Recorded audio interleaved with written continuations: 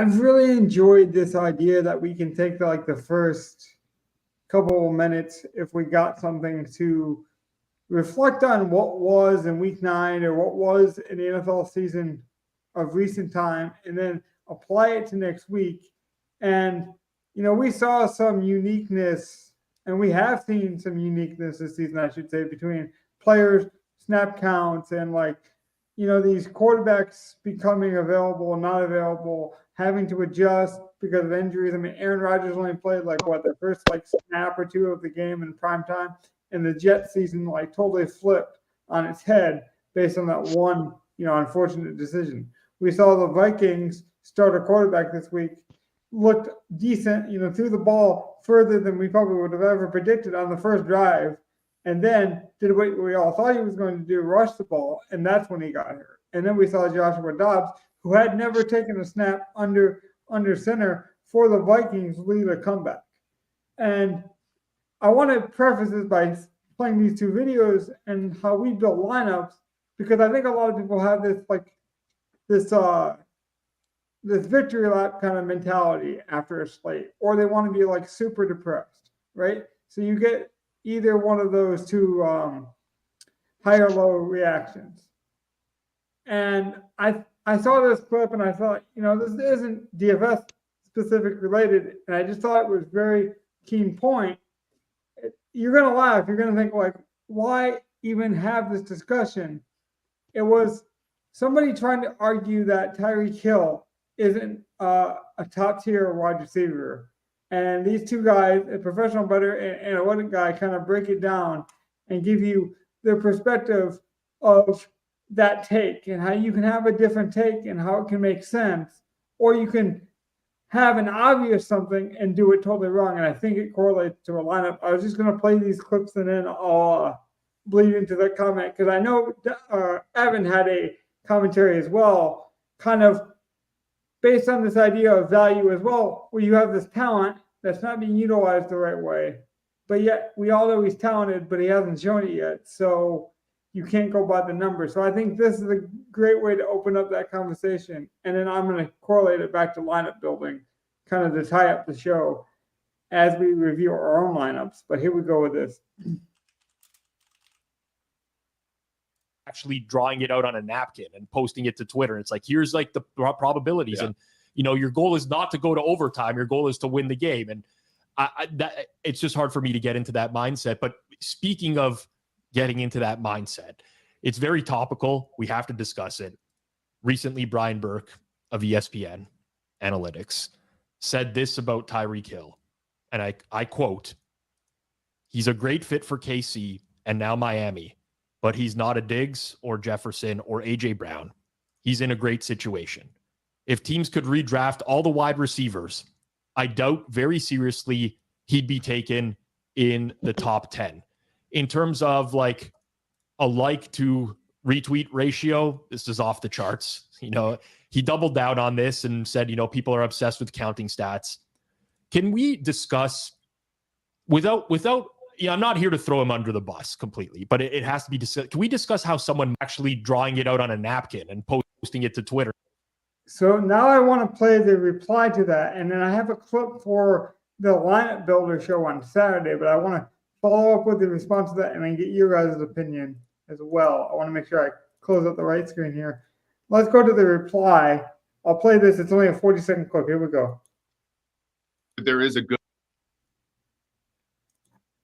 lesson in terms of, with all the stats, you have to interrogate them, including your own. I think about PFF wins above replacement. I think am I really setting the replacement level properly, back in the day? And that was one of the reasons why it took me a year from when I started sending it to teams to send it publicly, because I knew it was wrong. Every single model's wrong, right? And I know our friend Diggs would say, all models are wrong, but you're not even trying. I think that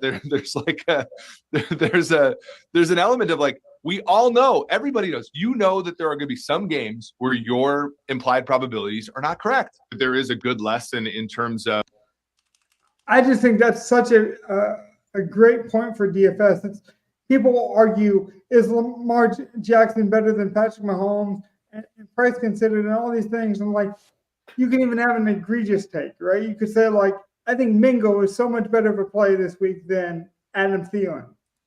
And as long as the numbers in your process make sense, then go ahead and do it.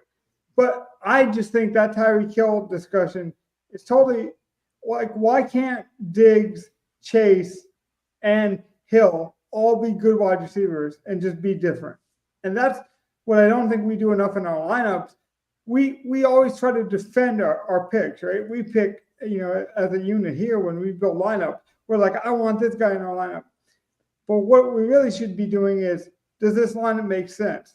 Does playing, CeeDee Lamb and Tony Pollard make sense in the same lineup? And I think that's kind of the conversation that should be had, not a Tyreek Hill or Jamar Chase is better. I just think so much wasted on that. So I'll bring you guys in if you guys got any comments on that. But try to apply some of those lessons to lineup building this week and then going forward. Evan, you got anything? I just think like we do that with our lineups already. Like we build our lineups, we'll defend our picks, but then afterwards we'll go back and see if it makes sense. Like, so like even when we're going through, it takes me a while to make a pick because I'm trying to make it make sense with my pick. I'm not just picking random stuff that I know or like. Like I'm looking at the lineup each time, being like, what actually would fit here? Because, well, even think about that, Gov. Do you think like that? So, like his Tyreek Hill take, not these two guys were reacting to it, but the ESPN reporter who actually tried to make the argument that Chase and Diggs are better than Tyreek Hill. Was that an actual, did he believe that, or do you think that was just like clickbait? No, like he clearly believes it. Yeah, I think that's believable. I think most people believe that, honestly, but to say top 10 is like so egregious, like Tyreek Hill would be considered a top 10 receiver by most NFL GMs. Yeah, but I also agree he'd probably be closer to 10 than 5. Maybe. Here's the thing about Tyreek Hill in the first place. Tyreek Hill in 2016 was drafted in the 5th round. He was drafted 165th overall. 5th round wide receivers don't typically break out the way Tyreek Hill did in 2016. Hold on, Donnie. He went over 10 targets in the month of November of 2016 alone, which is out of this world for a guy like him. So I don't have a full understanding of what these guys are talking about with putting Tyreek Hill beneath guys like Chase and Diggs at this point. I would go for the clickbait angle. Maybe you guys know better than I do about that part, but I don't care to entertain takes like that. Well, but that's what I mean, though. I think a lot of people do that in DFS with DFS lineups, and that's kind of why I brought that up. Evan, is like people say, well, like, oh, well, this guy's too. You're going to talk about a guy like Bijan Robinson. You want about 5 minutes, and we're going to get to that take. People are going to see Bijan Robinson this week at $6 and be like, he's a great play because the talent's there. But what they were basically saying was, you can make the argument that Chase and Diggs are better plays in DFS or football because they're being utilized differently, because they're being coached differently, because they're being put in spots.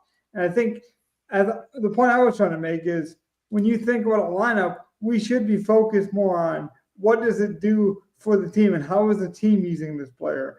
And like I said, you're going to talk about Bijan Robinson. I'll give you the floor on that. But Arthur Smith is not using Bijan Robinson like a 6K running back.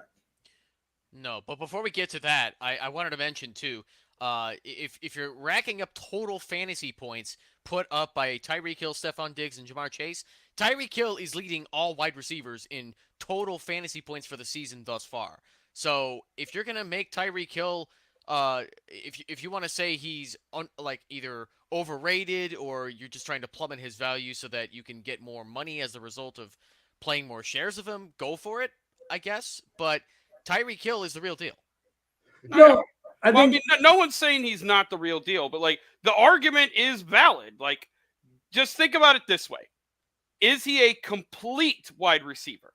Are you throwing every route at him? And the actual answer to that with Tyreek is no. You will not be throwing a back shoulder fade in the end zone to Tyreek Hill. You will not be throwing certain routes to Tyreek Hill. You will use him in other ways that you will also not use Chase and Brown and Jefferson and guys like that. which gives him added versatility. So like Right. there's an argument there that his extra stuff outweighs the things that a traditional wide receiver would be able to do, or like you would be like that. You get one-on-one coverage in the red zone. I'm throwing it to the back pylon. Go get it. You're not throwing that route to Tyreek Hill, but you will throw it to Chase, to Brown, to Jefferson, to CeeDee Lamb, to Keenan Allen, to DK Metcalf, to any of those guys. But like, but again, like there is an argument the other things make Tyreek Hill maybe even better. And in the offenses he's been used in, they use him for all those things, and he's amazing and he's productive, which like there's the argument that because of that, he's a generational talent and an amazing wide receiver. But if you just go off the basic wide receiver stuff, there are things he lacks that the other top receivers do. And that's the argument that a team would rather have the more complete wide receiver than the guy that you sort of have to use in these extra ways to get that extra value out of him, because you're not going to be able to use him in those traditional fashions. In all transparency, and I know like maybe there's a reason he worked in Kansas City where you can throw it to Kelsey in that back shoulder in the one-on-ones in the red zone. Miami just runs it usually when they get in the red zone. So like you don't need to throw those back. Like that, like if Waddle could be really good at getting those back shoulders, that would make them dangerous. Like absolutely dangerous. I have a question for all three of you though on that point. When Tyreek Hill is still getting the fantasy points, why do I care? No, great. As a fantasy player, it doesn't matter. As a fantasy player, Tyreek Hill is a top 3 wide receiver every year, no matter what. Maybe even wide receiver 1. But go make that argument. But like as a football person offense, depending on the kind of offense you want to run, you might want a more traditional big-bodied wide receiver than the speedster Tyreek, who you have to use in some gadget fashions instead of being able to use him in the traditional wide receiver ways. Not saying, again, that is debatable whether that's good or bad and how much like a team would want him or not in a redraft. Like those are all debatable things. I would still say he's probably like, personally, I would rather have like Chase, Brown, Jefferson ahead of him, but like I would definitely take him 4th. I'm not taking CD or Metcalf or anyone else. Like no one else is that good where I wouldn't just like, okay, I'll give up on that and use Tyreek the way he needs to be used. And I'll let Donnie get in here and he'll have the last word, but I just want to make this point really quickly. I didn't even mean this to be a player take so much.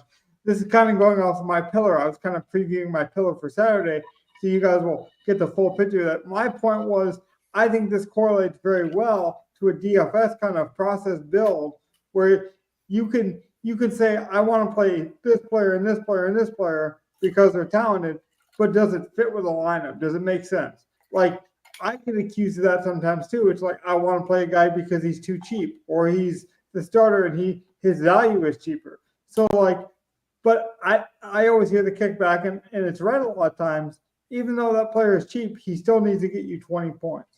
And I think we do that a lot. We look at pricing. I mean, I'll do it. I've already done it where I'm like, oh, that player is way too cheap. You know, Bijan Robinson, he's had a terrible year, but he's way too cheap this week. You know, Arthur Smith can be that, but it's like he's shown you that he's not being used the right way. And to Gus' point, you know, like you could argue that Tyreek Hill might be better receiver than DK Metcalf, but guess what? If we're playing fantasy football and touchdowns are worth 7, and DK has a 50% chance of getting a touchdown based on the matchup, you might want to play that, given the salary. And that's kind of my point. It's like we can't play everyone we want to play. We got to make a lineup make sense. Donnie, you got anything else to add before we keep it over to Evan? I just wanted to say, Evan was talking about Tyreek Hill being a 5th round pick. He was going to be like a 2nd round pick if it wasn't for his legal issues in that regard. That's a fair point. Like it's not like he blew up out of nowhere. People knew who Tyreek Hill was if they were paying attention. Not that I was one of those people. Sure, but 5th round capital typically says that you don't have huge confidence in somebody, but you care enough to see if they develop. Fair, but I think Donnie's point is correct, though. The talent was always there. It was all the other things. I think that ties again back to our lineup build. It's like you can like a guy's talent, but what's his price? how does it fit with your lineup? And that's what I kind of want you guys to take away is like, if you build your practice builds this week, think about how many of those guys can actually get you 20 points. Not whether you like them, not whether they wear your favorite colors, not whether they're the most talented receivers. Can that guy actually get you to 300 points? You know? Yeah. And the other thing I want to say about Bijan's usage is it's pretty bad. I don't know if you guys saw the video. There is a video of Arthur Smith's son, and he's dressed up as his dad, and he has a mini playbook in his hands, and he says, "I'm gonna give it to Bijan Robinson, my favorite player." Like, I mean, that's pretty sad, man. When the memes have come that close to home, we're in a different territory.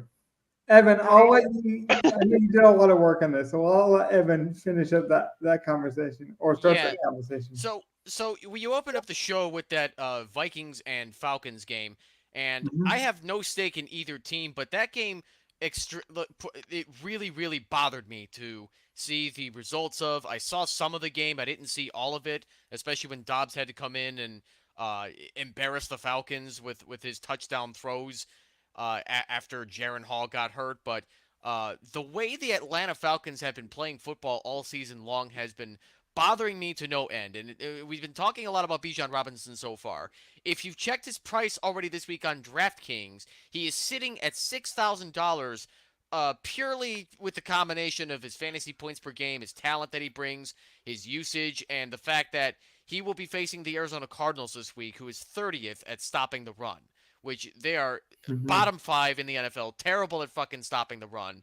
And Arthur Smith is a coach that I didn't think would bother me more than Matt Eberflus of my Bears, but I'm blown away by how bad he's been coaching this team, losing 3 of their last 5 games, and the utilization for their first round draft picks over the last 3 seasons, including this one. I'll go over them.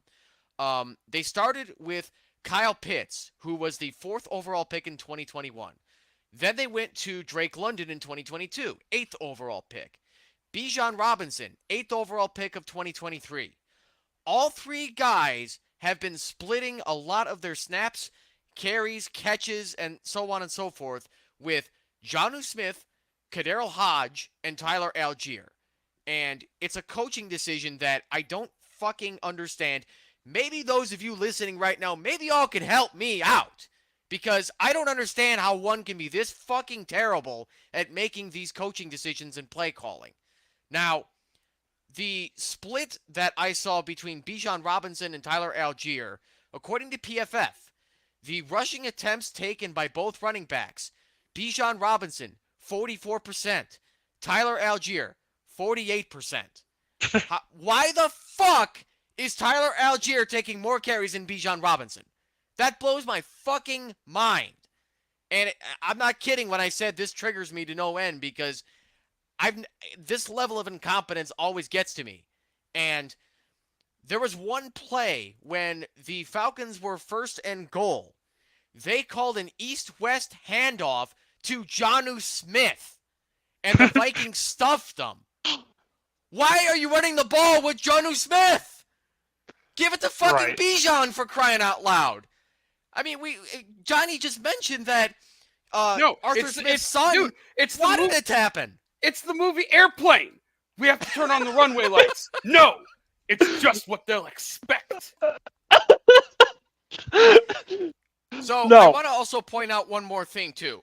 Arthur Smith, ever since he took the head coaching job for the Atlanta Falcons, 2021 through right now, he has a win-loss record of 18-25. Points scored per game, 19.6. Points allowed per game, 24.1. Let's compare that to the Titans over the last 3 years, where he previously worked. They had Jim Kelly, and I forgot the other offensive coordinator they had that replaced him. Between 2 offensive coordinators after Arthur Smith, the Titans went 22-20. Points scored per game, 20.6. Points allowed per game, 20.8. Offensive genius, my fucking ass. You tell me how effective Arthur Smith is. Not very. Yeah. Like, the worst part about it- mildly negatively effective, The- ineffective, ineffective. It's effective, Excellent. imperfect. I like Inept, even. There's a good. I'm gonna find the perfect word for this. You might be wrong if you don't find the perfect word for Arthur Smith. No, seriously, we are. You have a bleep button ready, right? And I for do multiple not. languages too. I did What's not. a good German word for this? I did hear the It was a passion though German coming game. from Evan. And Yeah. Look, we're a smaller podcast, right? And so like the video production, how long it took us to set up, like the fact that we don't have cameras on some of that visual stuff is going to improve, and we're going to have these better presentation takes later on. But the way we opened this show, I think, is so important, and so many good points were being made. Go back and listen to that in a slower, more digestible way, because I do think you can listen to that kind of content and be like, hey, we don't have to be the biggest football fans to know Bijan Robinson needs to be more involved. And that's not to say that Algier doesn't deserve some usage or Algier isn't a good running back. He's probably the second best, the best backup, quote unquote, running back in the league. It's why can't they both be in the field? Why can't they both be more involved? Why can't they both be weapons? I mean, I talk about it all the time. I'm of the mindset you should not even think about your players in terms of positions, whether it be basketball, football, or whatever. Just get your best players the ball, the hands on the ball. They talk about Jamison Williams, just trying to get him, lining him up as a running back maybe next week, just to get him some touches, literally to get him the ball, to get him some touches.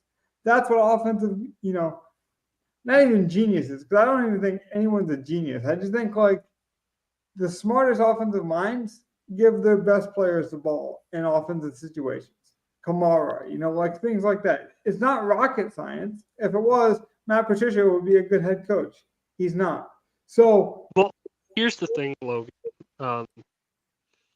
With that, it's not even about scheming for your players to get the ball. Like, at least have them on the field. Mm-hmm. There's no reason why Drake London isn't on the field at least 80% of the time. Well, Kyle Pitts should be on the field 90% of the time. Well, let me use this example, Donnie. For example, would you say Kyle Pitts is more talented or Jake Ferguson? What does it matter with Jake Ferguson? Yeah. I mean, Jake Ferguson's a weird one for sure. What did Jake Ferguson do to you? What I'm saying is, though, I think most people would say that Kyle Pitts is a more talented player, like talent-wise. But in DFS, you should play Ferguson because he plays in a better offense. He plays in an offense that scores more points. And Pitts might have all the talent in the world. He's not being used that way, And Evan can get passionate all he wants about, Bijan Robinson. But if that's how they're going to run our offense, we have to adjust and build lineups to that point, And that was kind of how I opened the show as well. It's like we could have the argument, is Chase better than Hill, but at some point you got to look at targets. And like when we built lineup, I'm not thinking about who the most talented, running back is for the Lions. Is it, David Montgomery or Gibbs? Like they're within $100 of each other this week. I think what you should do is build it based on what you think is going to happen. Who's going to score the most points? Sometimes you're going to take the lesser owned player or the less talented player because you trust the coach, because you trust the environment.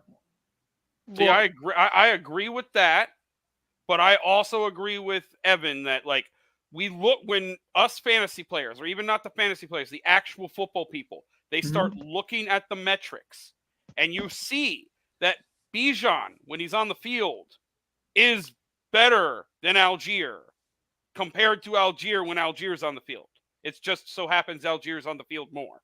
Same thing with London compared to all the other receivers. Same thing with Pitts compared to the other tight ends. Like, they are statistically better one-to-one compared to the other people on the field, and Arthur Smith is still not giving them more snaps. And just to clarify, that's not calling the other guys bad. Exactly. Like they're Algier. suitable. I agree that Algier could probably be a starting running back on another team. But he's not better than Bijan statistically. Yeah. He's just getting more work for some reason. And I don't know why Arthur Smith is doing that. That being said, we do have to account for that in lineups. And maybe it doesn't go that way. You see our lineup we have here. Mm-hmm. We played Zach Moss because we've been seeing a 50-50 split. Did Moss get the touchdowns or the 50-50 split this week? No, it did finally go to Taylor.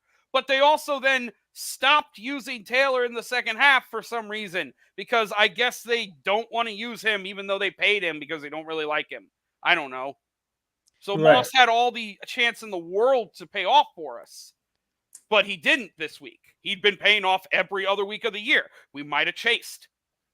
Before we move on to our lineups, I also wanted to point out the tight end situation with the Falcons. As mentioned earlier, yes, Kyle Pitts should be getting anywhere between 80 to 90% of the snaps in an ideal offense. I can understand a 2 tight end set when you run the ball a lot the way that the Falcons like to do. But here's the problem. It's basically a 50-50 split with Pitts and Smith, and then Mecole Pruitt comes in and decides to run 13 to 16% of the routes.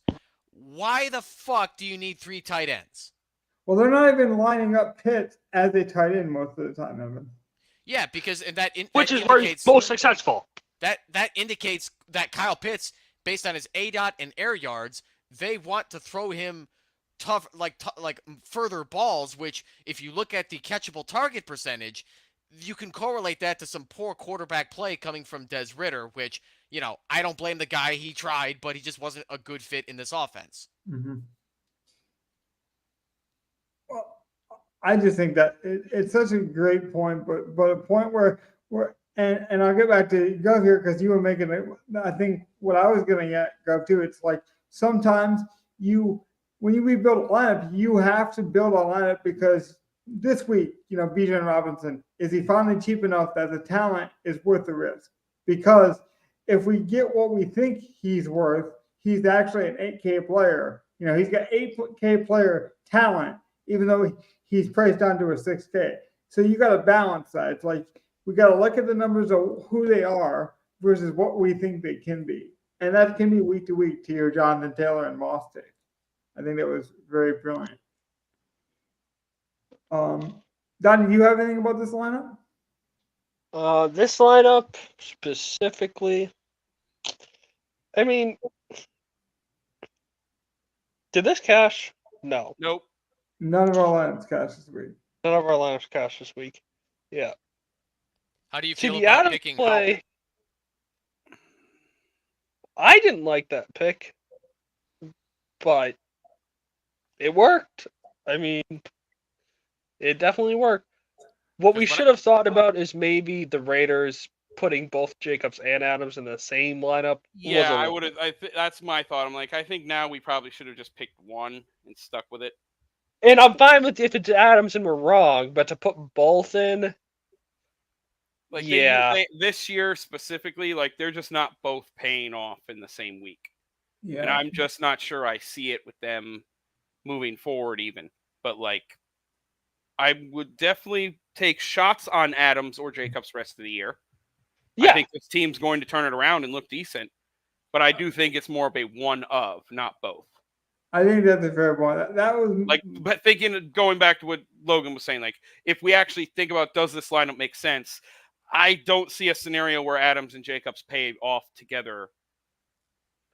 I didn't love that at the time, but I was willing to try. Like I'm not fine. I'm fine doing that with some teams. Like if I don't trust the quarterback, but I know the team has a high total, I wouldn't mind going running back and wide receiver for like a what's a team like Pittsburgh. Like you could do it for Pittsburgh instead of playing Pickett, just play Najee and Pickens and get all the points from there. I think like a better version of that, like Kamara and wide receiver don't play Carr. Would have been a better like something like that. Yeah. The reason I still forced Adams in, like looking back at it, you're right. I should have probably given this more thought. the Raiders have been such a concentrated team. They literally threw to 3 guys. What I thought was one of them will get all the yardage. They'll move him down to like the 5-yard line, and then the other one will capitalize on the touchdown. So I thought Adams will get the yardage, Jacobs will get the the goal line touches. Now you're right though, probably jamming in both of them, especially at their prices, like we talked about. But Myers significantly would have paid off. Like there was a recipe for that Raiders stack to work, in a sense. Right. And there was, but not like again. Normally, I would want a higher total game or a higher total team. Yeah. This team was in flux with the coaching switch. So like, and they did end up like coming out and playing a really good game with that coaching flip, putting up 30 points. But even doing that, only Jacobs got there. And had Jacobs, like one of his rushing touchdowns been like a 10-yard touchdown to Adams, both of them would have basically not gotten there instead of Jacobs kind of getting there. And I knew everyone wanted to play CD this week off his, and I knew he would be in a good spot. His ownership would be high. I'm like, this would be a chance with O'Connell, who had just peppered Adams, I'm like, this is a chance to get Adams probably at the lowest ownership. I thought all season. Like, I don't think we'll see Adams lower. No, I don't know. Next week we'll probably see it. But obviously, I wouldn't have put him in this, the lineup had I thought we were going to get this result. So we will probably see him lower. It was definitely a mistake, I think, to jam both of them. So that's something we can learn from. To be fair, like the whole game stack, like that was not a game we should have like had a 3-man stack from. Probably not. Bellinger Like, I understand Bellinger even as a one-off getting in there is fine, and then having Jacobs as a correlation on the other side is just sort of helpful. But like that's where it's like I think we need. I think the mistake here was having both of the Vegas guys in this lineup. Yeah, that was a mistake. Like I can take the stack failing. I can take everything. Actually, outside of the stack failing, I can take Moss not getting the touchdown this week at low ownership. But I do think we should have just like played a different wide receiver than Adams, or like we probably should have just played like DeAndre Swift on the other side of CD. I'm just now realizing we ended up playing the Eagles defense against CD. I forgot about that. Who was it that picked Adams for this lineup? It was me. Okay. Like I say, I should have probably not done it since the fact we had Jacobs. I just thought the talent was there. And like I said, the ownership was going to be as low as it's been all season. And O'Connell giving him 12 targets. I just thought that was going to continue. Targets first time playing with Adams. Yeah. So I thought the chemistry was there. Yeah. That was also a different coaching staff, though. Like, it might just have been Josh McDaniels that said, only throw to these 2 guys and only check it down to Jacobs.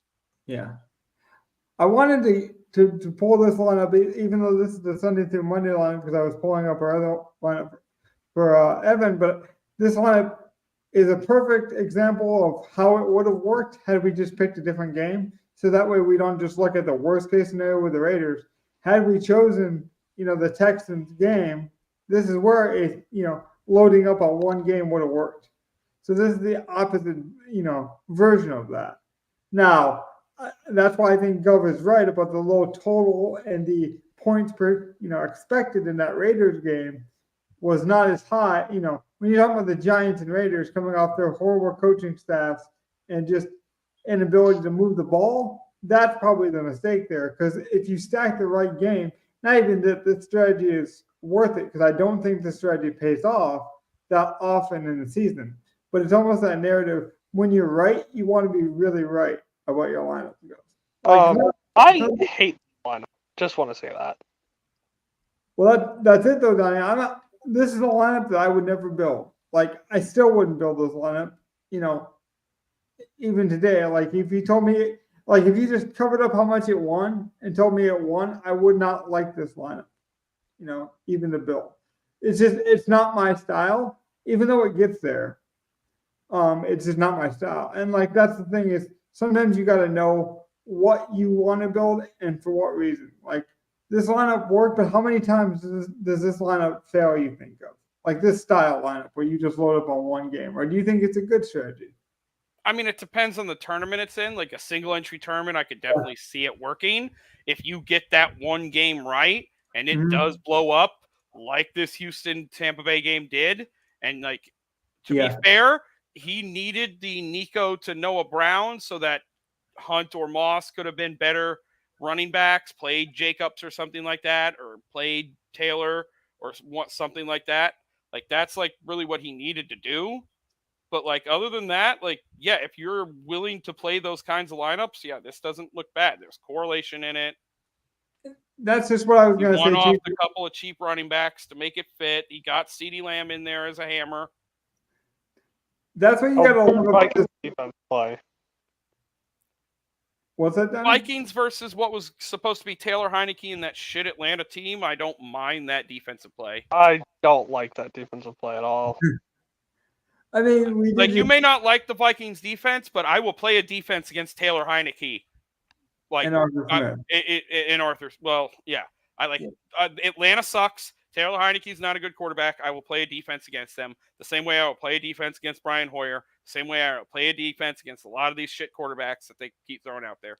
See, and I just want to bring that up because it's not a lineup I would ever build. But again, going back to my first point, playing those videos, it's like this lineup makes sense for what this guy wanted to do. If this was a pillar lineup, like we know what he was trying to do with this pillar. Like his pillar was like, I want to overstack a game and just like fill it in and that. I think you get a quarterback plus his best 2 or 3 wide receivers and then a bring back. Right. And I think this strategy works maybe 2% of the time. Right. Where you load up. But when again, because it's a 2% lineup, when it works, you're in the top 2%. Yeah. Shooting for first. And Chip Galley won $60. Yep. What was first place in this? That he was 14 points behind. And had, like you said, if he had gone Nico to Brown, that immediately gives him the ship. $200. If you look at all these people who played cheap running backs, took 5 points, still shipped because they stacked the right game. Yeah. Can I say about Chipmunk Alley's lineup? Like, I don't hate that guy's lineup. I know you the wouldn't. one we were just looking at. I know you wouldn't. I wouldn't have played Moss or Kareem Hunt. I would have opted for other running backs. I get what he was going for. Wanted just some cheaper running backs that could accidentally even fall in the Rashad end zone. White at 56 is just. But he had to play Moss. Back. Well, but I mean, did he really have to play Moss though? He could have picked like no. Chuba Moss Hubbard. and Hunt are the two guys that could have been anyone else. It Moss could have and been Chuba Hunt Hubbard, could have yeah. been Hunt could have been Ford. I'm sorry. Hunt could have been Ford, and then Moss could have been Bijan. Like, there's a couple of different ways he could have gone. Yeah. He could have gone down to Henderson or Chuba and then gotten up to Taylor. Like, he might have been able to get to Swift on the other side of Lamb. That's not counting if he changed the defense. Like, yeah, I promise. There's definitely ways he could have gone and still had this Houston Tampa overstack. Yeah, and I was fine with the Vikings defense being played too. I mean, I wouldn't count out Taylor Heineke, but he's just a victim of Arthur Smith's just shittiness that I already almost threw out my voice about. Yeah, I really don't want to talk anymore. But seriously, redacted, coach, redacted. To go back to our lineup, like I think Gov is right though. The thing that we got wrong about stacking this game was that we picked a low total. I think that was a mistake. Like I said, but I don't really like that, idea, that build structure. But I knew Evan would, but I don't normally build those things. So I wanted to show him that it does work sometimes. And that's more my point. It's like, even if I don't like it, at least, prepare it the way it's meant to be prepared. Structure it to make sense. And that guy did it. So I got to give him credit for that. Anything else about this lineup, or should we move on to our next one? Let's go to the next one. The next one? Yeah, look at that would be the Sunday-Monday lineup, right? That's correct. It's in the same contest, so this should be easy to transition back over. Okay, this is the one up here. I'll just say, I don't really mind doing these because it gives us another chance at a single entry. Gov, if you could explain to people, so I don't look biased, why the single entry is such a valuable contest and why I get so excited for them. Well, I mean, I like single entries just because, like, the ownership tends to be more condensed because like everyone only gets one lineup, so you're gonna see what everyone's conviction lineup is, what their favorite lineup they want to play in. Sometimes you won't because you'll get people who will be like, I'll just enter like 20 single entries and build 20 different lineups. Mm-hmm. And then I'll use that same 20 lineups to put in a 20 max or something. You'll get people who do that. But like for the most part, you end up getting lineups that look a little chalkier because people are willing to like eat the chalk and just Right. make one or two conviction pivots off an optimal lineup, off a cash lineup. Everyone only gets one lineup, so people still want to play good plays, you know. Exactly. Whereas like in the Millie, I'd be more willing to like personally in a single entry, I would never do like Sam Howell or CJ Stroud last week. I was playing like Dak or Hurts in my single entry because those were the high quarterbacks to play. I was still taking a shot with a Zach Moss or a Jonathan Mingo or a one-off Noah Brown or something like that. Like I was still taking a couple of shots in those lineups, but I was basically building an optimal Dak quarterback single double stack kind of thing. And let's go back to Donnie or Evan really quick. Well, I want to say though, because we've kept 2 live viewers pretty much this whole stream, we do pay attention to comments. So if you want to hit us up with a question, comment yourself on something you're seeing in the lineup. Every little bit of information, you never know how that could lead to a pillar. That could lead to a grand idea that you might have. Take in all the information. It doesn't mean that it's got to be useful. The worst information can be useful to you because you can know what not to do. So if you got something to add, if you want to contribute to the show, feel free to do so. Evan, have you seen anything about this lineup that you like, hate, dislike? I have not been a believer in Quentin Johnston yet, and I wouldn't have picked him for this lineup despite the opportunity that was juicy for him. And that's just because the Jets defense is quite powerful, and I figured for a rookie like him, that's going to be tough because Sauce Gardner was going to cover probably Keenan Allen anyway most of the time. But other than that, I wouldn't have played Van Jefferson either. I wasn't a fan of just those plays, and I probably would have selected another quarterback besides Heineke. But aside from that, I was fine with the rest of these plays. And we should say the pillar was that we had to pick somebody from a low total game. So that's why we went with Heineke, because we did choose that game to make our cheap under the radar kind of build. Right. I will say, funny enough, Johnson did get one deep target to start that game, Evan, and they did throw it against Sauce Gardner. Yeah. So, I saw that play when they opened it up, and Gardner was just all over him. Yeah. Which is great defense, by the way. But it was great defense. But, I mean, if we didn't start Taylor Heineke, it would have been Jaron Hall, and look how poorly that would have turned out. Poor guy. I mean, who would have guessed, too, because he hit a nice, 35 or 40-yard pass, and that was the thing going in about Hall was, he can't throw deep. And the very first drive of the game, he throws a deep bomb, and then you're like, he connected, this is going to go great. I had a lot of them in that 150, share, and 5 minutes later, a game can change. And I think that's a good lesson, though, as we're playing it over Dundee, his perspective is just how you can like a lineup at 12:50, and 10 minutes later the game starts, and you're like, oh, well, the idea was there. It didn't work out, but the idea was there. Sometimes it's that quick. You're crediting Hall a lot for making, that deep completion. He started off well enough to probably win that game. But he did also miss Hawkinson on a wide open, 4-yard touchdown. And then he decided to run the next play, and that's why he got hurt. If he would have been able to hit that pass and been productive enough in the pocket, he would have probably finished that game, or at least got a little bit more. Yeah, who knows? To that point, though, that's a good point. But I guess that'd be my larger point, though, Donnie, is when they're that cheap and that unknown, I think I got Hall at 1% owned. And yeah, I just want to point out there was bad as well. And, statistically he looked great, but, there was bad. And there was a reason why he got hurt. It was inability to throw in the pocket.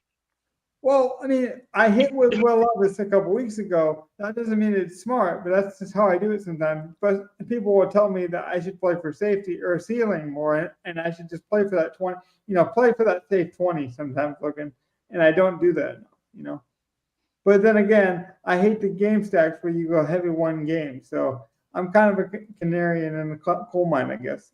You never know what I'm going to do. I guess you'll have to wait for I just wanted to hit on that Hall thing, though. No, it's a fair point. It really is. And that's not to say, maybe he'll come back in a couple weeks, take the starting job. Probably not. But maybe he does. And we look back and Kirk Cousins doesn't get signed and he's a starter.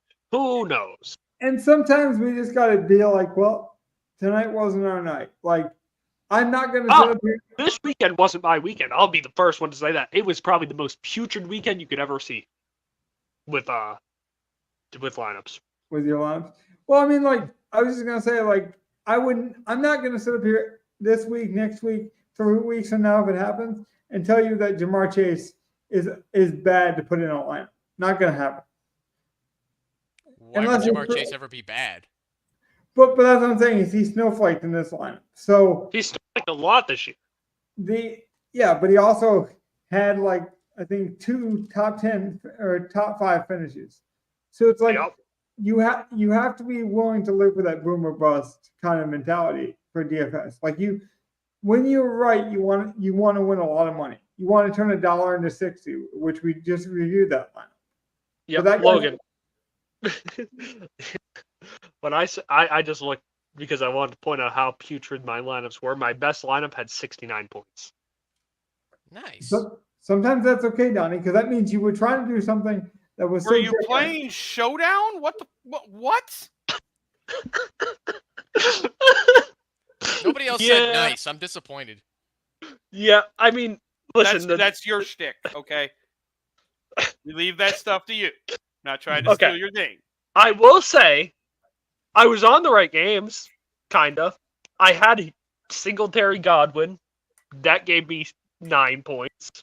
Oh, I had Adams. That gave me 7. I had DJ Moore. That gave me 6. I had Kamara. Okay, I don't hate that one. That's not as great. It was bad.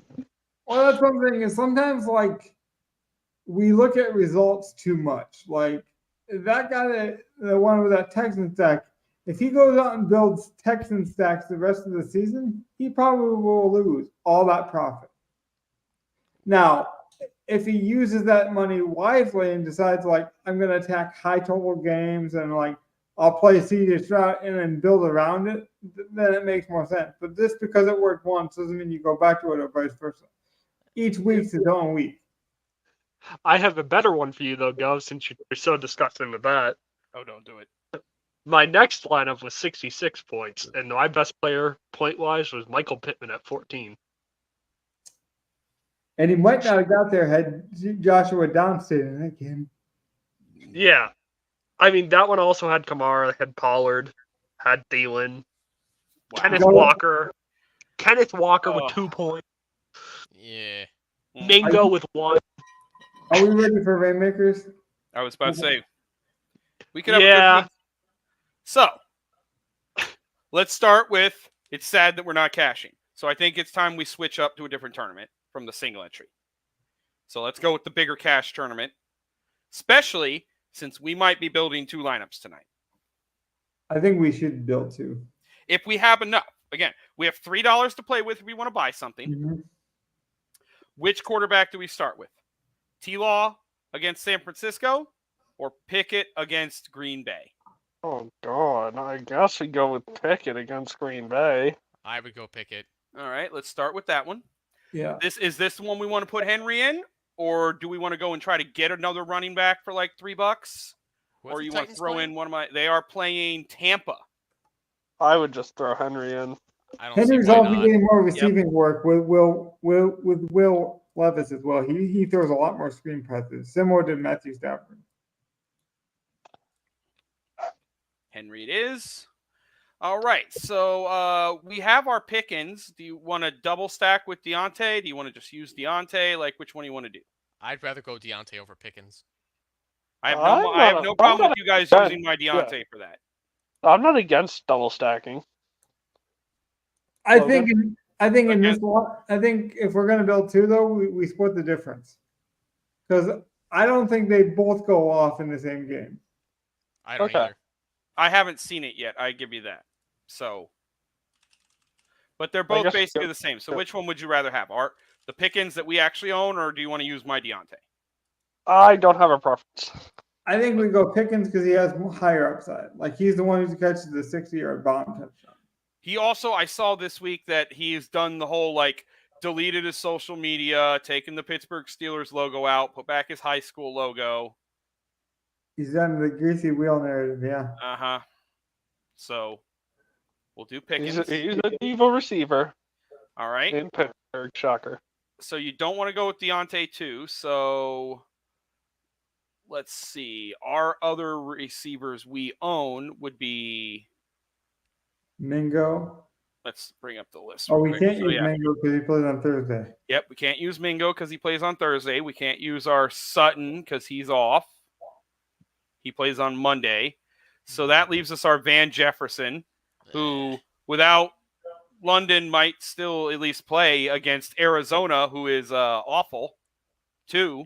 I don't want to touch that. What was London's? Or sorry, what was Jefferson's targets last game?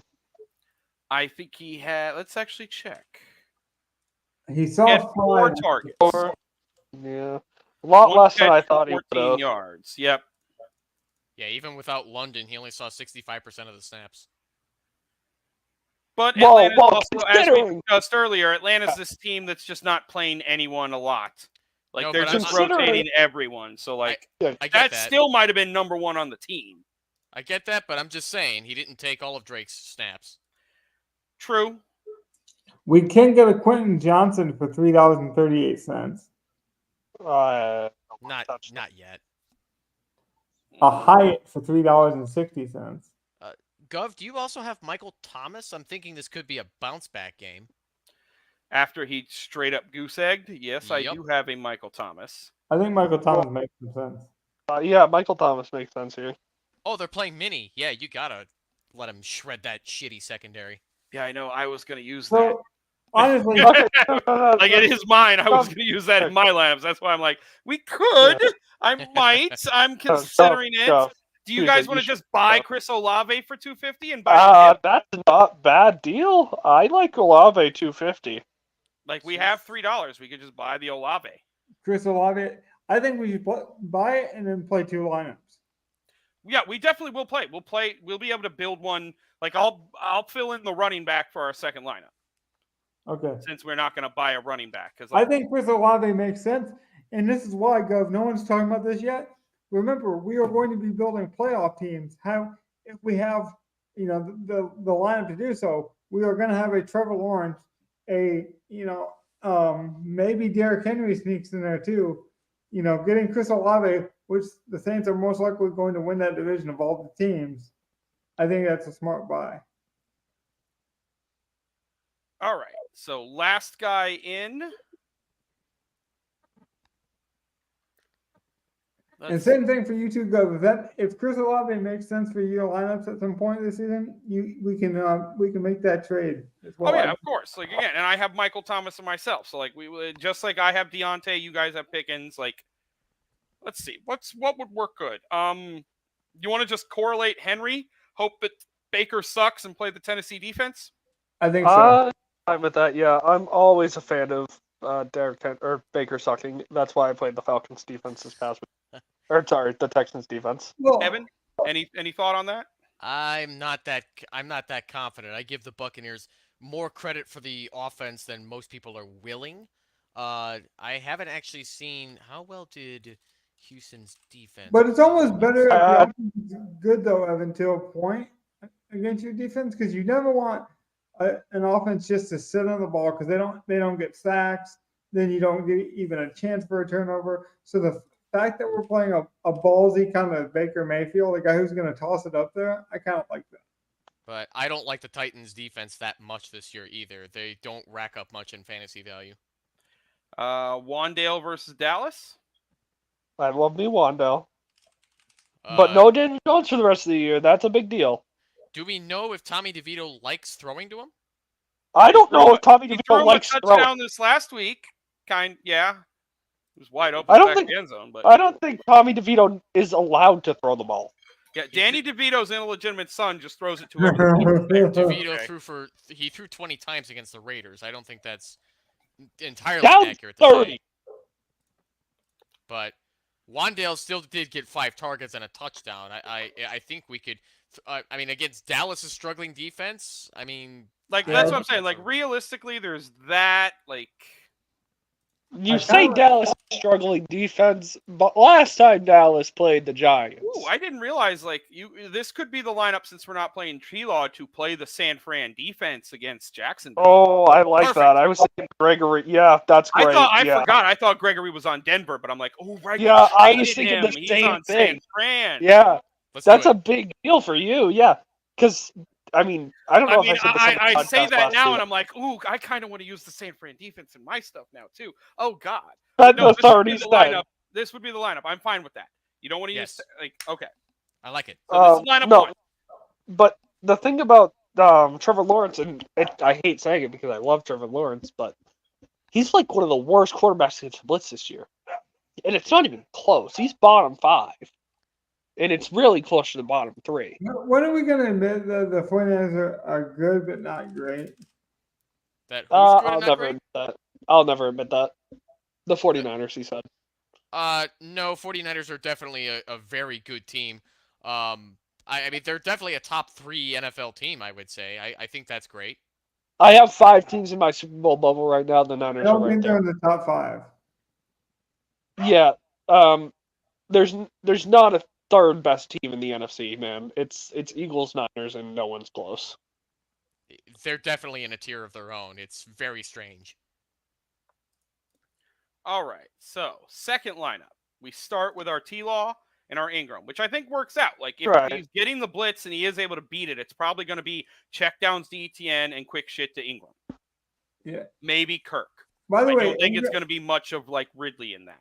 Ingram's really turned around his career. He's really He's been a consistent. very good tight end in Jacksonville. Yes.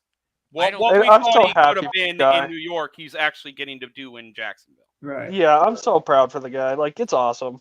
Yeah, and I don't care that Ingram doesn't get red zone targets and has 0 touchdowns so far. I'll take the PPR. Think about that though, Evan. Though, like people want to use that as a negative. Think about when he actually does. Well, yeah, that would just make things even Yeah. sweeter, like, cherry on top. But That's what I'm talking about. Like the tea already tastes good. Just add some sugar to it, and it's gonna even get any better. So, perfect analogy. but Okay, honestly, so- people don't think about that enough. I'm going to throw this out there.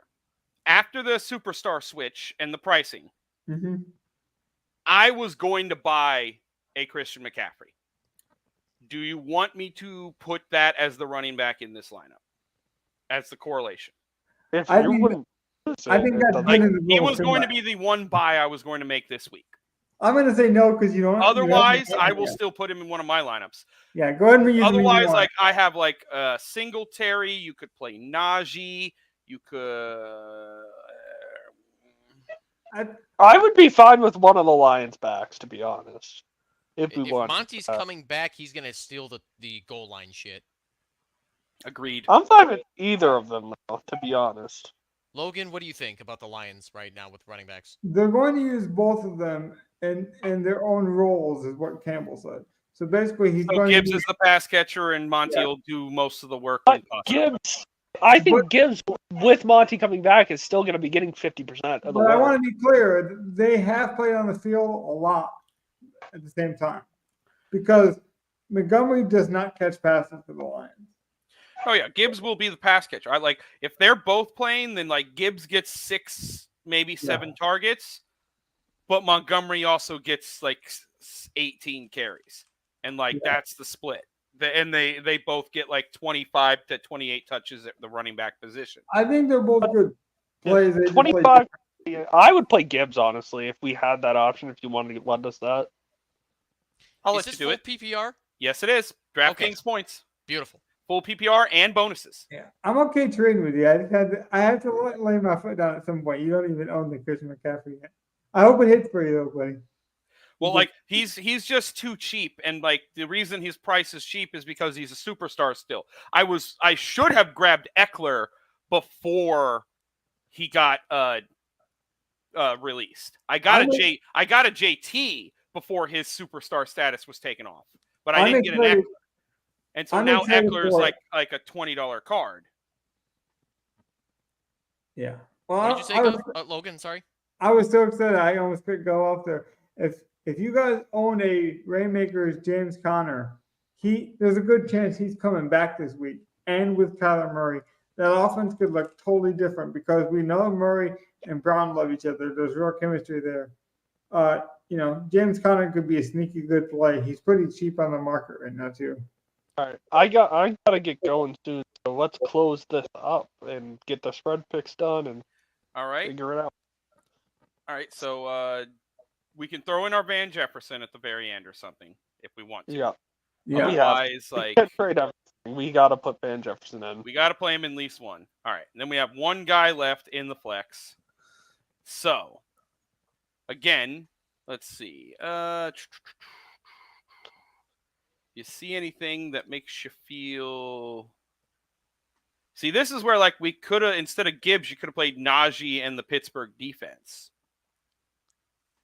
I kind of like Najee here though by himself. Yeah, that's fine. Or even just a Najee one-off with Gibbs. Yeah. Yeah. Because even against the Packers, they're still going to suck at stopping the run. All right. Okay. All right. You like that? Yeah, that's good. You like that? All right, we're good.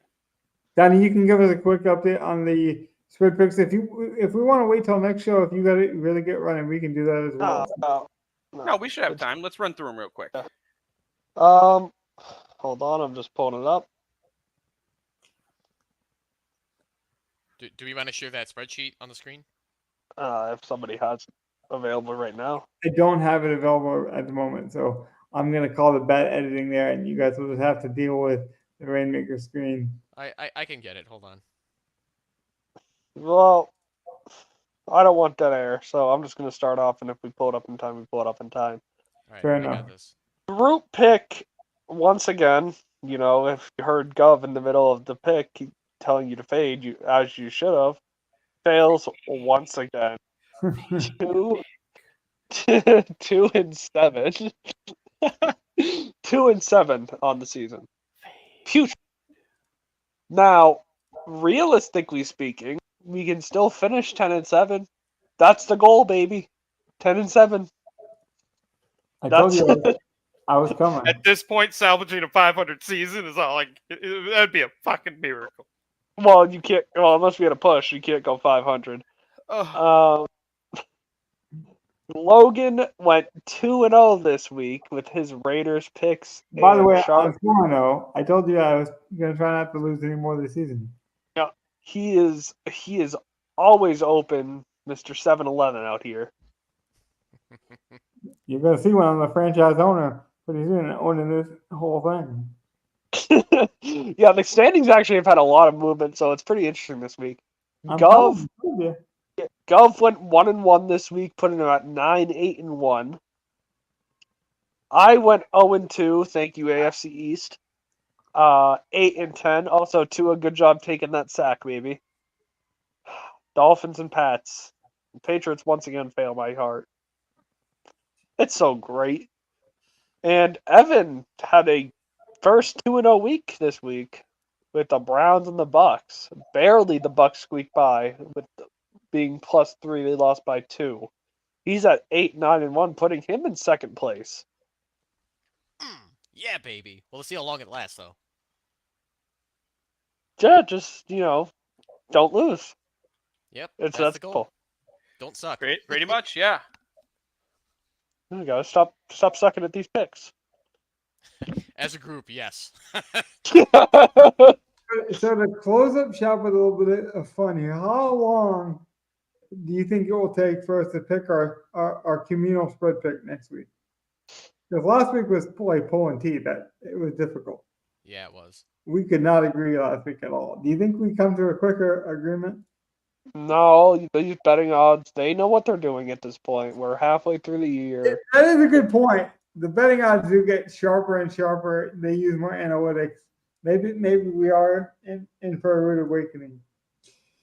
Either way, I appreciate all you guys' time. I want to get us out of here in time. Donnie does have to close up shop, and I don't want to take any more of these guys' time. Have a good night. We'll see you Saturday. Thanks for the continued support. Like and subscribe on the way out. It really does make a difference, especially to a small podcast like ourselves. Good night, guys. Keep the faith, Not go everyone. Bears. Peace out, everyone.